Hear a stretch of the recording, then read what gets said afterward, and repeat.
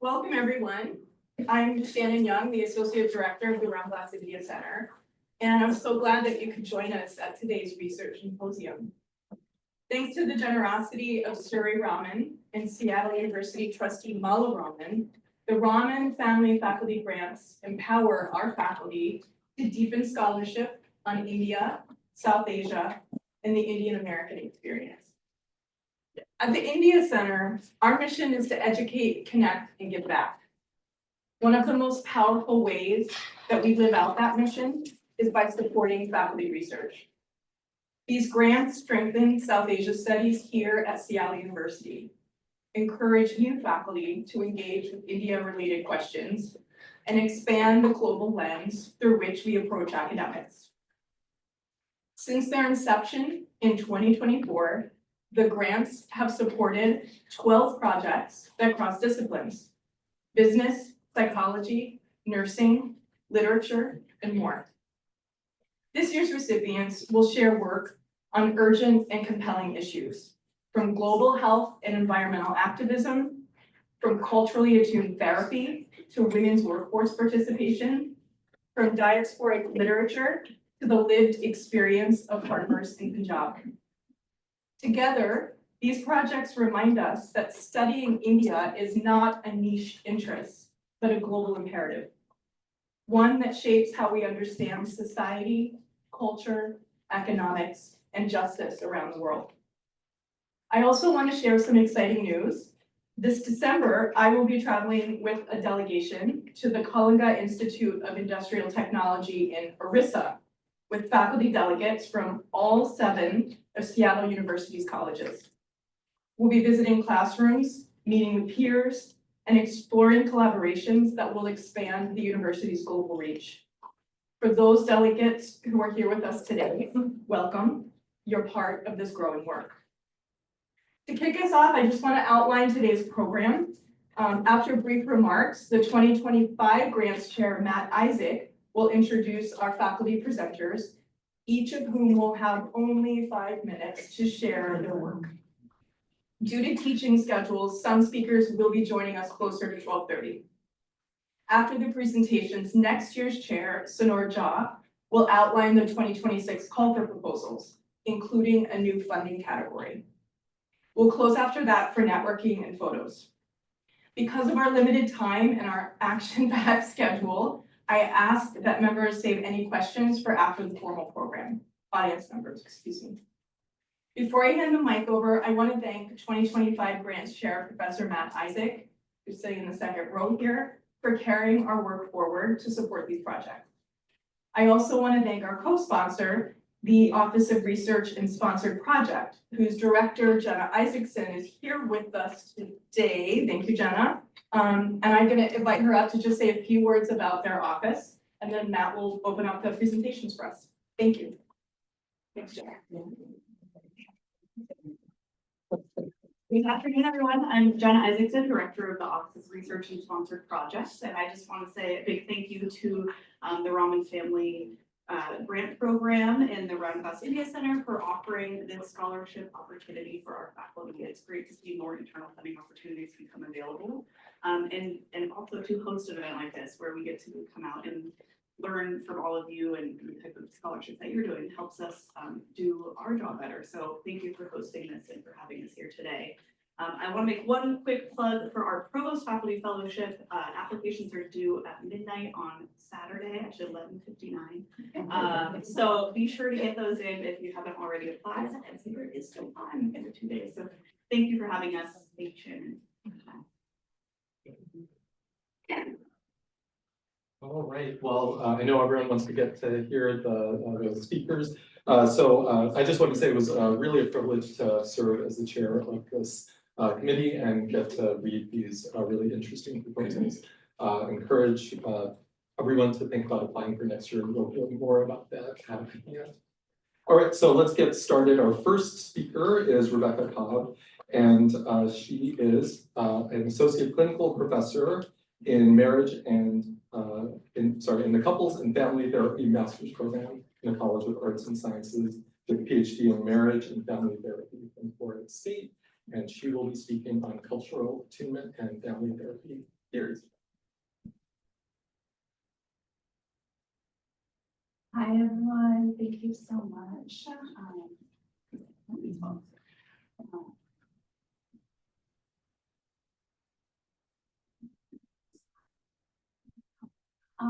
So it isn't just my name here. I put Kayla's name on here as well. Kayla's my research assistant, who luckily was able to be funded through this grant as well. So a lot of this work I do attribute to work that Kayla did as well on this project. This is the textbook that I used in my graduate program when I was first learning about the field of couples and family therapy program. In the second edition, I used this text to teach in the course that I teach on family therapy theories here at Seattle University. I've used this for like 11 years now.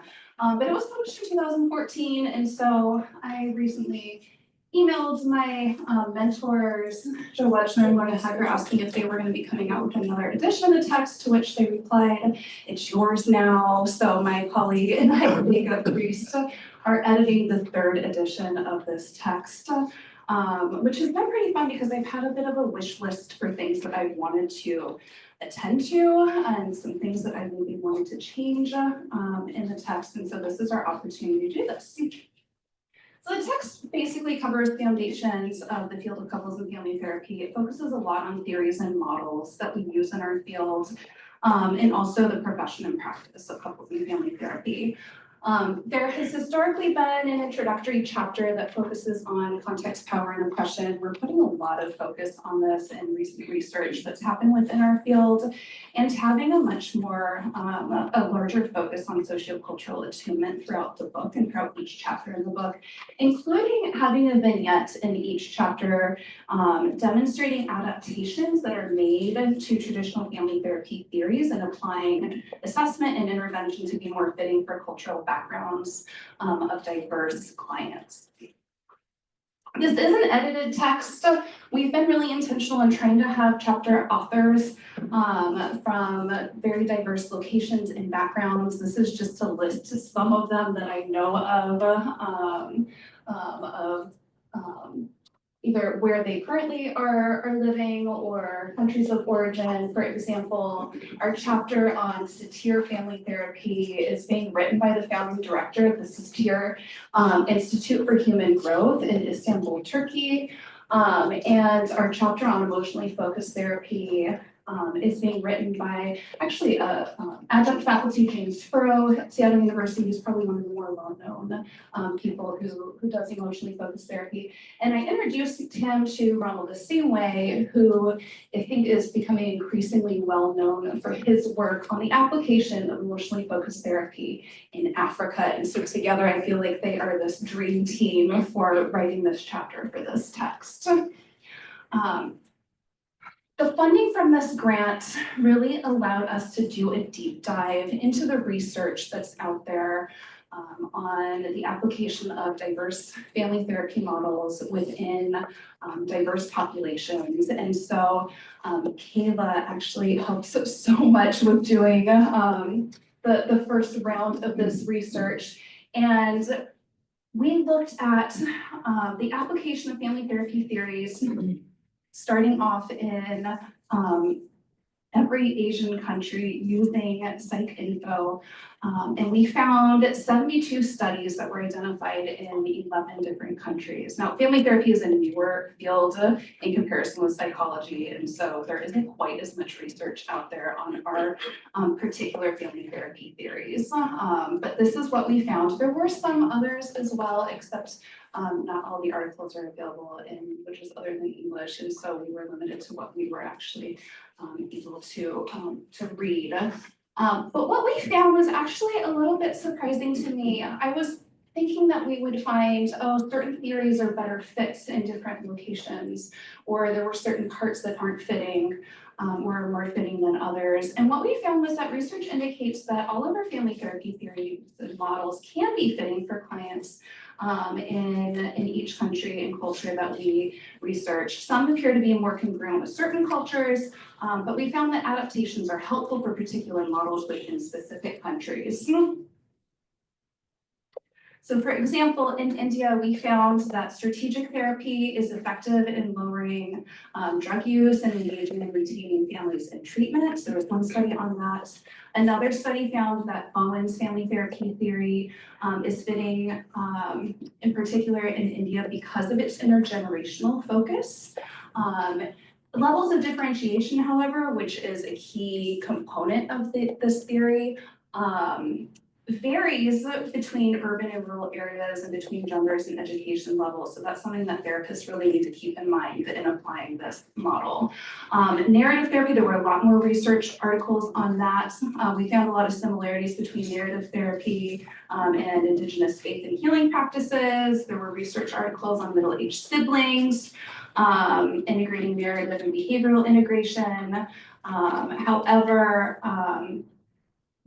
narrative therapy is a non-directive approach and therapists might need to be a little more directive during sessions to encourage buy-in with clients.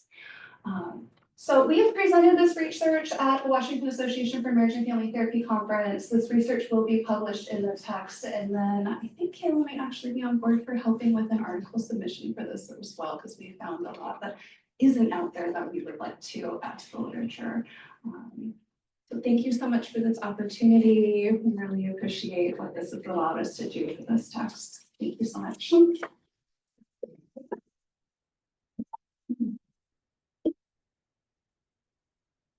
Thank you. Right, our next speaker is Tapoja Chaudhuri. One note I'll make as a marketing professor, if I get your titles wrong, that means it's not updated on the website. Try to fix that. Tapoja is an assistant teaching professor in anthropology and sociology in the College of Arts and Sciences, and she has a PhD in environmental anthropology from the University of Washington. And she will be speaking today on Diasporic Attunement. Yeah. Thank you. And I do have a stopwatch to keep it, oops, shoot. How do I go to the? Just use the arrows on the keyboard. There you go. Cool. Thank you all. So my title is Diasporic Philanthropy and Environmental Justice. And what I did was a little ethnographic study.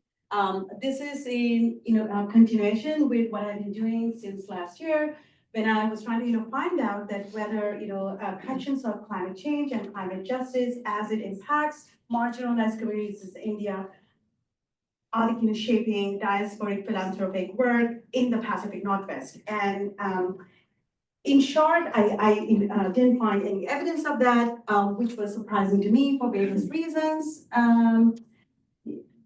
So this year what I did was take the grant, which enabled me to go and attend an annual conference of one particular organization that have just started kind of talking about climate change and climate mitigation from a community-based approach in India. And every year, Association of India's Development, or AID, have their annual conference across the country. This year, this was held in Dallas over a long weekend, where I went to do some ethnographic observations. Why particularly I chose this organization? Because, there are two projects that I find to be very interesting in the context of climate resiliency work. One is AID's over decades long focus on millets as, a way of thinking about food security and food sovereignty in marginalized communities, long before the world and Bill Gates and others had discovered millets as the magic bullet, the ancient grain magic bullet for climate change, right? Yeah. And the second one was work on watershed management in central India as a climate adaptation strategy. The purpose of the conference was camaraderie building amongst these diverse group of volunteers across the country, getting a comprehensive overview of what are the different projects, but more importantly for me, to engage with what are some of the core institutional philosophies and emerging ideologies within the institution itself, especially as it now engages a whole second generation of American-born volunteers, right? So, and my purpose of attending was to build relationships for long-term research and also doing participation observation. And, so let's kind of skip this and let's kind of talk about, millets. So one of the interesting things that I found was that millet has been such a central, way of thinking about what does working with grassroots community mean for this organization. So for example, when I first attended a conference in 2010 in a retreat center in the Cascades near Seattle, the volunteers had cooked a khichdi, or mixed rice, thing like that was a staple diet for all the 3 days that we were there. This time we were in a retreat center where the volunteers did not have access to the kitchen, so they essentially kind of spent, hours and hours making this handmade laddus for all of us to consume. And so I, asked, some of the veteran, founders, like, why millet, right? And one of the reasons, I was given, was almost like, well, anyone who works with grassroots communities will talk about millets. It is, the food that people eat, right? And there's a lot of, work going on in India right now, talking about millets as a food security, food sovereignty issue, farmers' rights issue, but also what it means for particularly marginalized and Dalit communities when the food becomes a superfood. The other work that I really, learned about was watershed management, and Adivasi rights in Jharkhand, and this is Shomnath Banerjee, who has been for the last 20 years or more, every year he goes and travels in India, works with the local communities. After the conference, I had the opportunity to have a conversation with him over, an hour. And what I learned about this watershed adaptation, these need to talk about adaptation strategy came from the communities themselves, as the communities saw over and over and over again, what it means that drought-like conditions were doing to the communities, and also to the different wildlife that surrounded the communities, right? And again, I can go into details in private conversations. I want to give you a little bit hint of, the heart and the soul of these conversations, emerging ideologies, right? What does it mean to embody a rights-based approach to thinking about environmental justice work? That happened actually after hours when folks kind of gathered, right? Sang songs.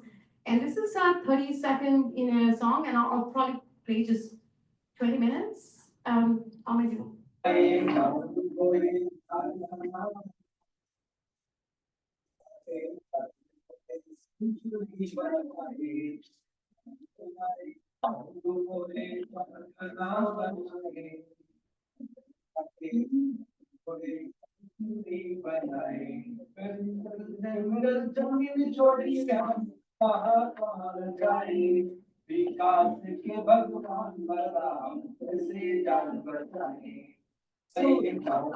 So essentially, this is a grassroots movement song, which kind of talks about the cost of displacement because of development policies, and the reason, I'm playing it to kind of capture the ethos of what galvanizes, the volunteers, some of the older generation of volunteers, often they are,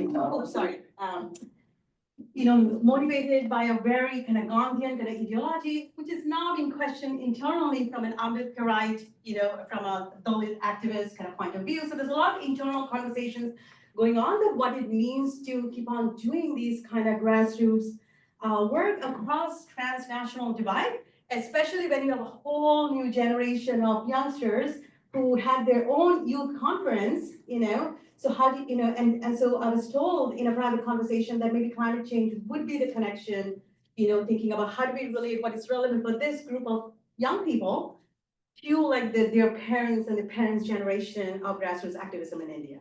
So I'll end that now. So I do see a lot of possibilities of carrying on this work, and thank you again for all of you.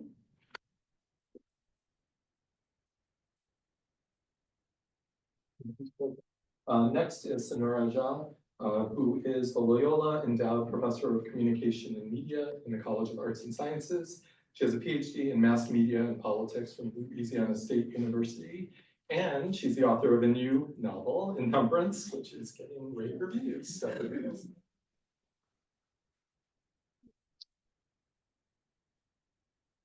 Hi, everyone. Yes, the new novel, but I'm going to talk a little bit about, is there something you can live to make Shannon's life miserable, so. Oh. So I'm going to talk about my first novel. So this grant has helped me with doing some revisions on this novel, Foreign, which was my first foray into fiction from my work as an academic and as a journalist. I don't have a PowerPoint, so I'm just gonna talk about this. This was based on so it started with, in 2007, I started to think about, so in Seattle University, we had a former professor of mine that I brought in to speak to students and to our community. His name is P. Sainath, and he's an award-winning journalist who had started to track farmers' suicides in India. And hundreds and thousands of farmers had died by suicide because of farming policies and a complex set of issues. And it was not getting the kind of attention that the world ought to be giving. You know, in another part of the world, if there were hundreds of thousands of farmers dying by suicide, it would sort of be this big global story. And it wasn't getting that attention, and he was tracking it, and a few journalists were doing that early tracking.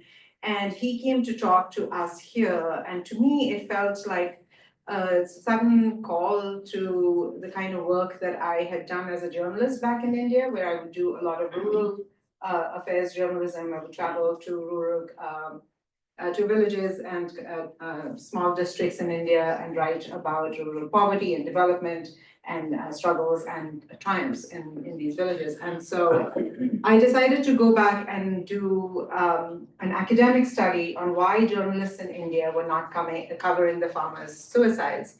And as I was doing my interviews, I went to Vidarbha in Maharashtra state, which was reporting the highest number of suicides. And as I was doing my interviews with these farming communities in these villages, I began to realize that I didn't want to do this as as another paper or as even a journalistic story. I wanted to write it as fiction so that it would get to a wider audience. Now, leave alone the issues that it created at the university. Judy is laughing there because she told me to go for it. I decided that I would make a sort of parallel move, it seemed to me, into fiction. And so I learned to write fiction, and this was the book. It was published by, I'll pass it around in case anyone's interested.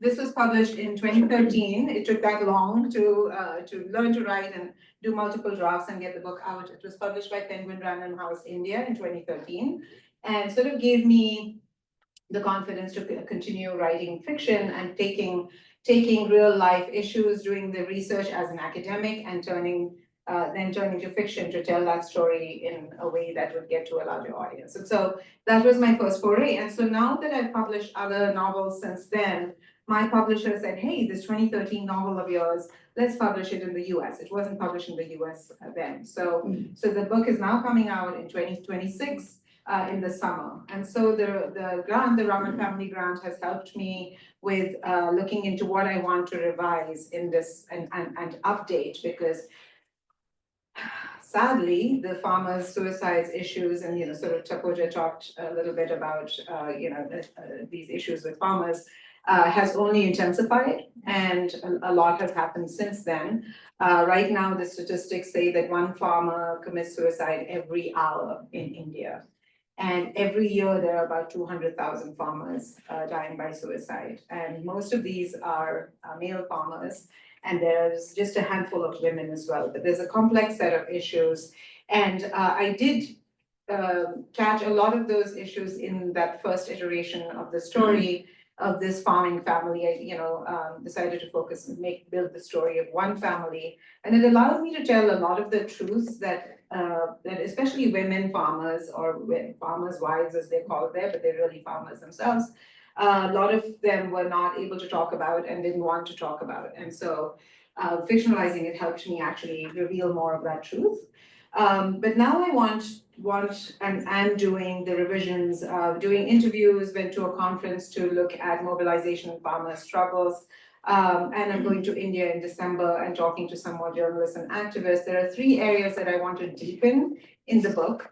One is protests. So in 2014, a year after the book came out, I wrote an op-ed in the New York Times talking about how farmers had decided in the election, the big general election, when Modi was elected, they were planning to do this protest by checking the box that says, none of the above, which was called Noja in India. And so this was seen as sort of like a very revolutionary thing and an early protest. And then now you look at recently in 2020 and 2021, 22, right in the peak of the pandemic, hundreds and thousands of farmers in Punjab especially were protesting, and it became one of the largest protests known to humankind. So what's going on with that? And so I wanted to deepen some of the aspects of the protest, which I had actually written about and imagined in the fiction, that these farmers go on a protest, but it wasn't happening at that scale then. So it was a great moment of life imitating art. But of course, I knew that the protests were coming because India has such a strong history of social protest. And that's been my work as an academic as well. So there's that. Then the other one I want to deepen is the impact on Dalit farmers. And so the farmer in my book is a Dalit.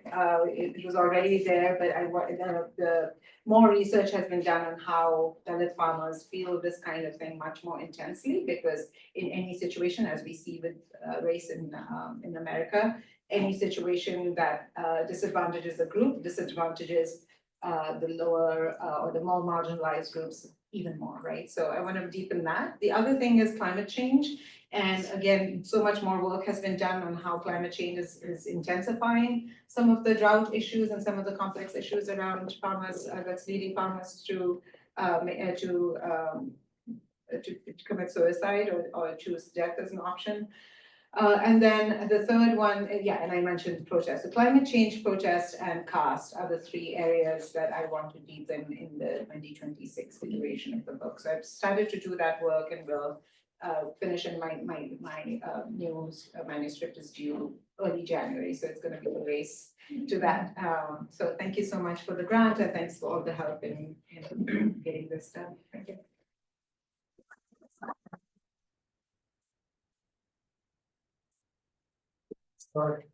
Next is Annette Thomas. Annette Thomas is Associate Professor of Nursing in the College of Nursing and Health Sciences. Our first three speakers were from the College of Arts and Sciences, and Annette is our first grant recipient from the nursing program. She holds a PhD and RN degree, and she will be speaking about nursing immersion in New Delhi, India, global health standards. Thank you.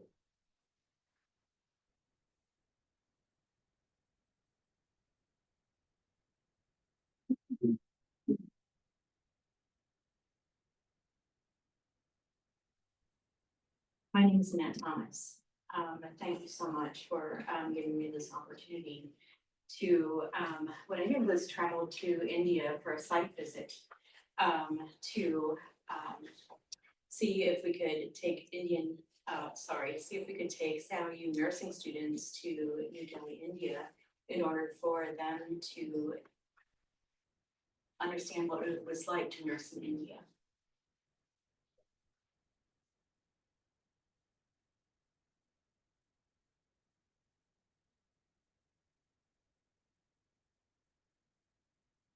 So it was a jam-packed 2-week experience, which was absolutely fabulous. So I visited 3 hospitals and 2 nursing schools.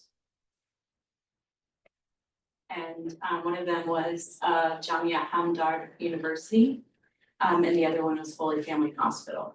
So Jamia Hamdard University had a modern medical school and a Unani medical school also. And so I visited both of those sites.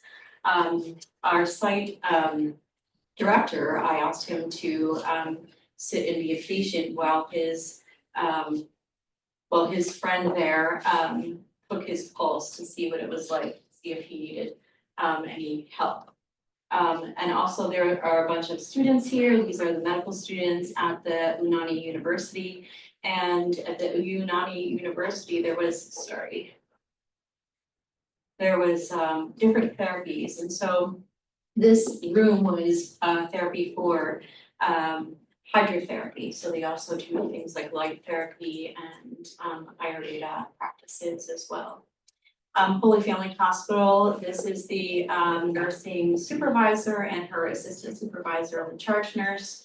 And this is a picture of what an acute care room looks like in the hospital, this is the hospital, and this is the School of Nursing's librarian and library.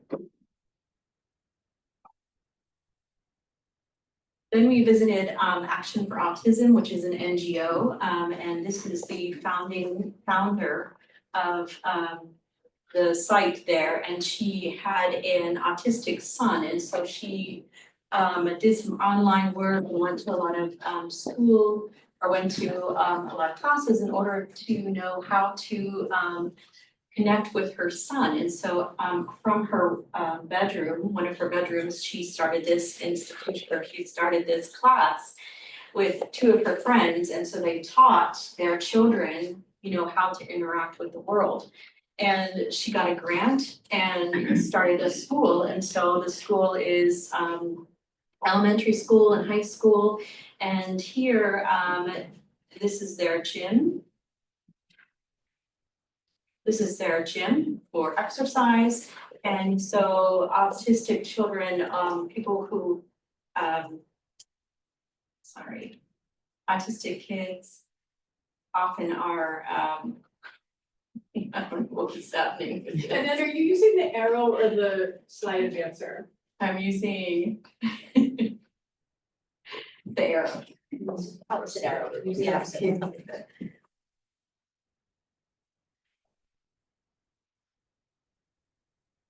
this one is fine then? Is that what the issue is?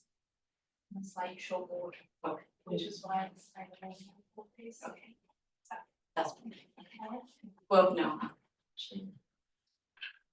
That's the end of the hour of my work. Come back.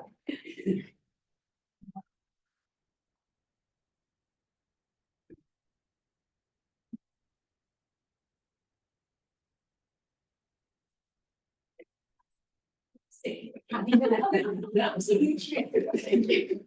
I'll see you in the Okay. We'll try to do that, yeah. Okay. So the autism, I'll just talk, the autism school also there's a sign there that I wanted to show you. And so kids who are neurodivergent will also often be more virtual learners. And so they have a hand sign that says, wait, and some other things like quiet time. That was it. Yeah, Okay. And then they also teach them weaving, so that's like a actual, life thing to do. So they teach them these kinds of things too, in order to go out in life and be able to, hold jobs. So they hired two students. One serves tea to everyone in the morning, and the other one helps with like a sous chef, they chop vegetables and help with two cooks there. Okay, so can we dance now? Okay, then we went to Rajasthani camp, thank you so much. Yeah, of course. Urban healthcare delivery system, and this was pretty interesting too, because the public health nurse, who is right here, her mother, who is right here, is a midwife. So she works for her daughter. So it's different. So the educational, the education is a little bit different in the nursing world in India. And so the public health nurse needs a BSN, but the midwife is an A&M, so that's an auxiliary nurse midwife. And so it's like a 2-year diploma program, but she's like, they call it a half nurse and a full midwife. So it's just interesting the way, the education is a little bit different comparatively. Also, in order to be able to go into the Rajasthani camp, we needed to have an Asha, and Asha is their community healer. And so she was our in to the camp, and she is right here and right here. And so then we kind of toured the area there. So that was another one that we did.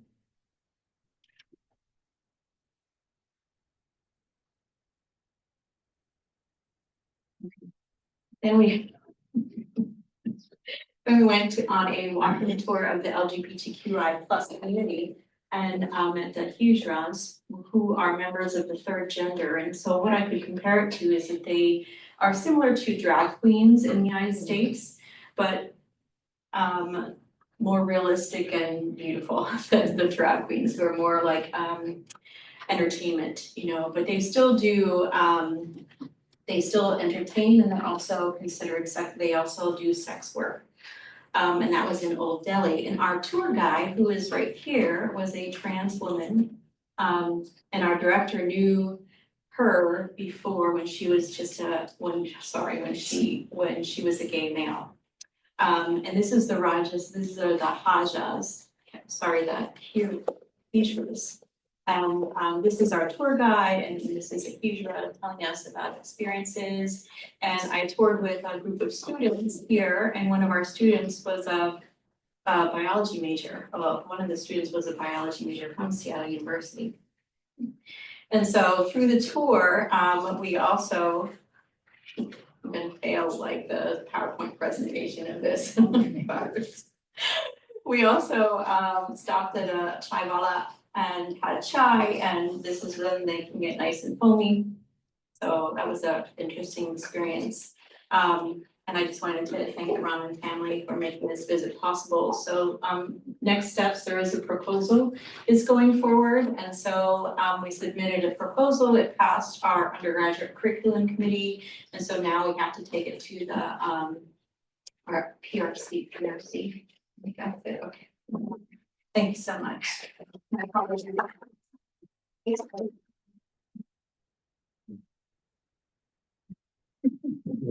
Thank you, sorry. All right, next up is Nalini Iyer. She is professor of English at College of Arts and Sciences, and she has a PhD in English from Purdue, and she will be speaking about diasporic literature.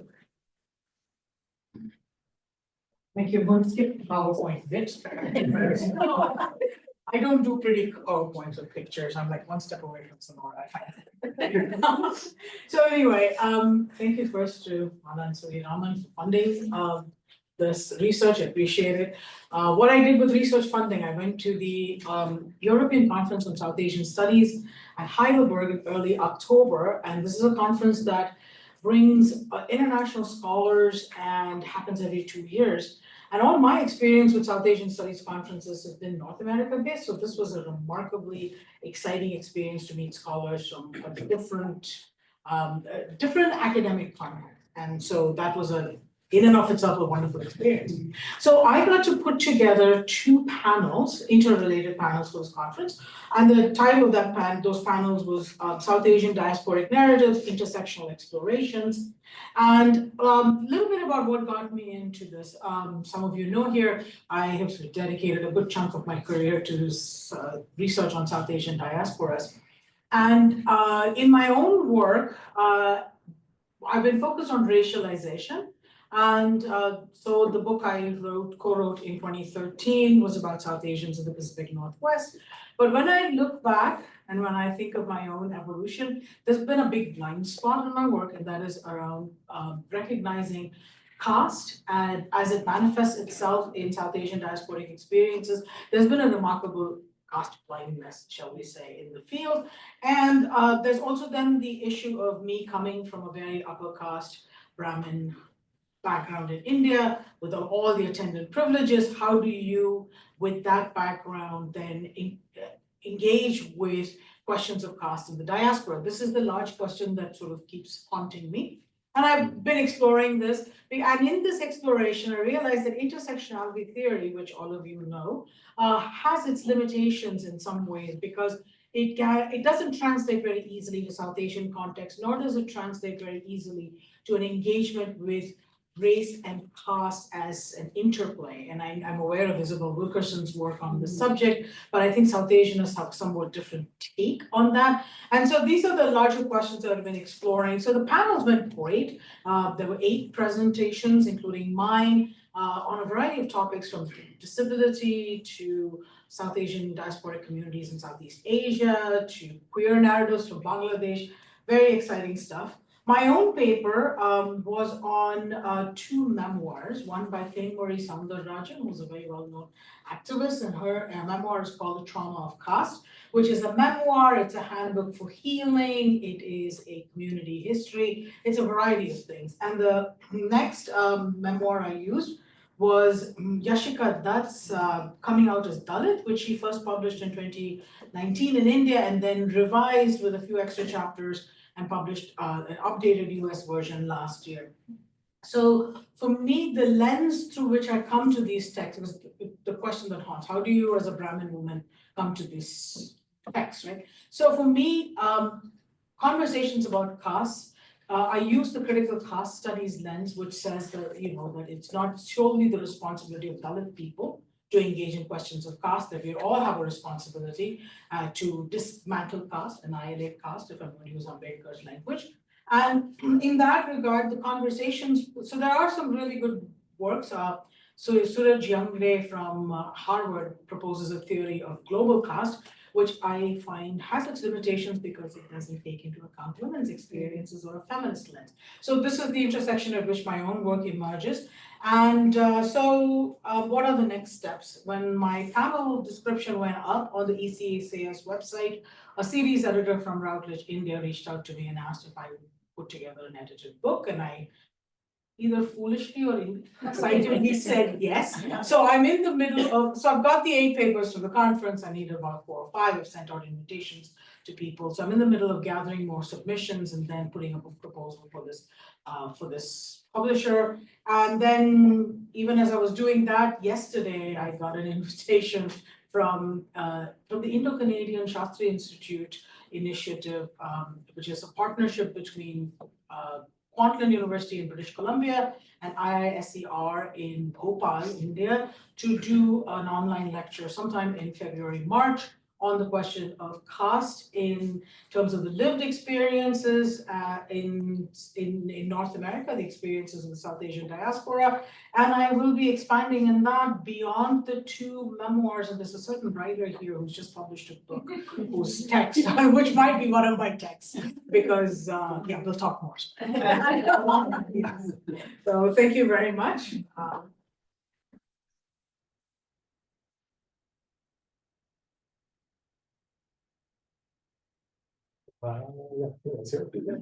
All right, before we get to our last speaker, so I want to thank all the speakers for staying on time. Also want to extend my thanks to Raman for the generous gift, but also for being here to hear the speakers. I really appreciate you taking the time. And also the Round Glass Center, and especially Shannon for all the work putting together this event. So our last speaker is Meenakshi Rishi. She is Professor of Economics and the Howard J. Bazenko Professor of International Economics and Planning from the Albert School of Business and Economics. She has a PhD in economics from the University of Massachusetts Amherst, and she's going to talk about women's workforce participation. Tina. Last. I'm the one. I think you use this, right? Is this on? Yeah, it's on. Okay. I'm the one between your lunch and me. So I'll make it short. I was told to keep it at 5 slides. So thank you, Mala, and for giving me the opportunity to work on something that has been on the radar for a long time. This started controversially because the Labor Force Statistics Directorate in India released a labor force survey, and Indian labor force participation among women, if you dissected it by gender, was actually falling, which for a country like India didn't make any sense because here we are wanting to be a developed country by 2030. It doesn't look good. So of course they redid the statistics as they want to, and use some of the data that Klaus, I was telling you about when you presented your paper on Tuesday, is it a statistical issue? Is it an anomaly? But labor force participation among women, even in the new data sources that they released, was showing an uptick in sort of independent work, which you might think is, wow, women entrepreneurs, but it's not. It's like, maidservants that are doing sort of domestic chores, also known as helpers, help givers to sort of code what I call sort of a dull history of women's labor force participation. And so use the keyboard, the keyboard, the keyboard, the laptop's not working.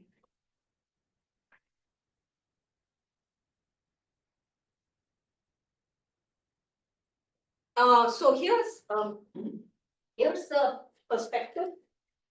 So I worked by the way with the grant. I went to Jindal Global University, and worked with a professor there, Professor Ruchira Sen, who we wanted to look at this anomaly together. And she has worked a lot on self-care, women's times for themselves. And we developed a definition. Ruchira had her own definition. We sat down and worked on this. But we also kind of tried to couch self-care as a right to self-care, because every constitution, we went and looked at constitutions, every constitution provides happiness and dignity as part of their write-up. Everybody has a right to it. So why not these women? Because she's been working on self-care. She said that women don't get any self-care time. And so perhaps they're actually voluntarily withdrawing from the labor force because they're burnt out. That was her thesis. And I said, it sounds good, but we need data. I'm an economist, we need to do some models, we need to work on a framework, and how do we look at this? So we first of all, we did a little survey of constitutions that guarantee the right to a dignified life and happiness. And we kind of couched self-care. No constitution says you need self-care, but we couched happiness and self-care together. So that was a leap, but I think if you would indulge me, it's not such a gross leap. And achieving, this is sort of women's empowerment. This word has been beaten, but we said, let's just talk about women's happiness and self-care as a big component of women's happiness. In many advanced countries, Claudia Golden, also Nobel Prize winner, she has a U-shaped curve where women's, long-term careers in education, she talks about a U-shaped curve for women's participation in the labor force. And labor force participation, however, despite Golden saying that as countries get more and more advanced, that women's labor force participation might go up, we find that labor force participation has been stalling across the globe. In many countries, it's been stalling. In high-income countries, there's been a plateauing. This is called the greedy work hypothesis, that employers want more and more. And if you have a choice in how to allocate time, then you actually fold back. This is sort of, for an economist, it's a macro model of economic growth combined with the time leisure trade-off model. So I'm nodding at the economists, wannabe economists here, you probably would understand this better. But India has been sort of weird on this because its labor force, even with higher growth, we notice higher growth rates in India. Again, this is based on official statistics. High labor growth, growth of labor force was high. There's been lower fertility. That's the data on that are clear. There's higher female education. FLFP, which is female labor force participation, has declined steadily, and this became the source of a paradox. People tried to say, something's wrong with the data. Let's fix the data, which they did, tried to. And there's so we did Ruchira and I did not a touch. So this sort of comes up with, I'm just going to give some definitions so that, because I'm going to use these words. This is unpaid work, women's unpaid work, which is sort of a hidden economy within households. And these are definitions developed by authors. So we didn't, Ruchira and I didn't set about defining what unpaid work was. There is a unpaid work defining economy. GDP accounting, gross domestic product accounting, does not count unpaid work because it's not market based. And we've all taught, some of these economists teach a section on how to account for gross domestic production, and unpaid work of women is counted as something that could contribute, but it doesn't get shown up in statistics. So everybody knows that the GDP accounting is a problem.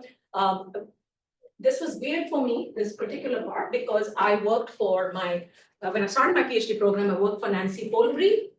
You might want to Google her. Nancy Folbury is a MacArthur genius, and she made me actually estimate unpaid work among women in rural Massachusetts, Western Massachusetts at the beginning of the century, because there were some time use surveys, PUS, because I'm going to use that word also, time use surveys that talk to women about what do you do all day, like how are you allocating your time? And her famous quote to me was, we all talk about Adam Smith as being the father of economics. You heard of Adam Smith? But who pressed his shirts? Like who made his food? Where was the social reproduction happening? And that was happening at a contested marketplace, which is the household. And there's many household bargaining models that would go along this line. So this is couched in a very deep theoretical. So the cumulative outcome of not recognizing paid work creates time poverty among women. It discourages gender participation by gender. It does subsidize women's unpaid work, works to help household and economies, but the lack of institutional support and the lack of recognition does not translate to, doesn't translate to, somebody's got a Zoom coming in. Okay, all right. Now, what happened with this data? This data was huge, and there is a lot of economists thought about saying that the data that the Indian government was gathering on female labor force participation was wrong. So there were many papers that said that the paper is wrong, the methodology was wrong. Naila Kabir and Ashwini Deshpande. Nalini, you're nodding your head now because I know that the intersectionality work that you were just mentioning is kind of aligned up with exactly what we were doing. So maybe you and I should be working on that.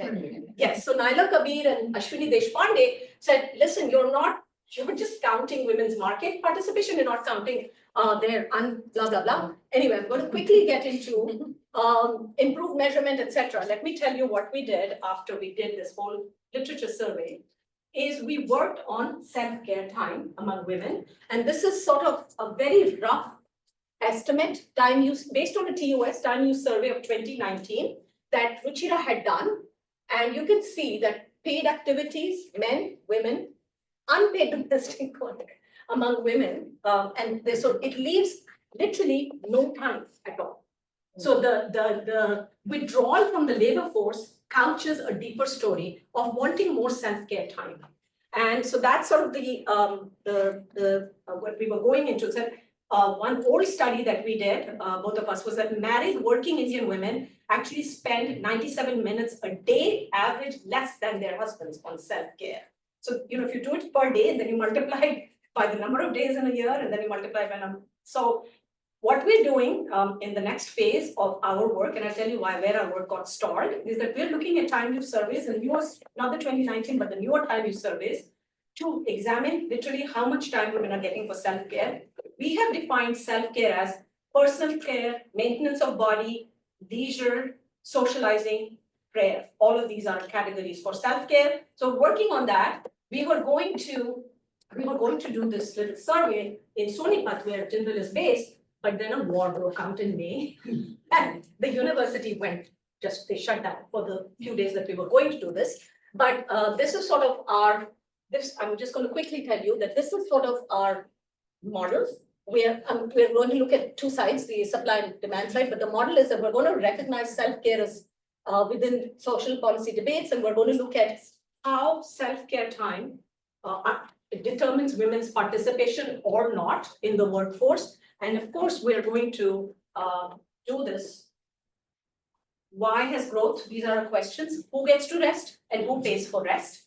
Remember, the beauty industry tells you that there is self-care, but that is a commodification of self-care, which we do not, we can talk about that commodification later, but who defines it, who pays for it? And so it's a stratified privilege, and there's where caste and class hierarchies come into place, and that's where the intersectionality theory is. So we are going to be looking at global time use surveys as well as India's TUS time use surveys to look at how self-care plays a role in women's autonomy or not, in participating or not in the workforce. Quick last, cross my fingers and hope for that. Okay, yes, little, okay, thank you. That's my last slide. I'll just jump.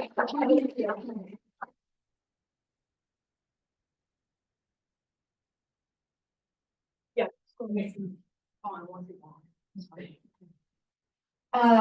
This is the great part. I have the honor of, I should say, I watch a lot of Great British Baking Shows, so I want to say that I have the honor of announcing the the baker. Anyway, so next year, I'm looking forward to getting the applications.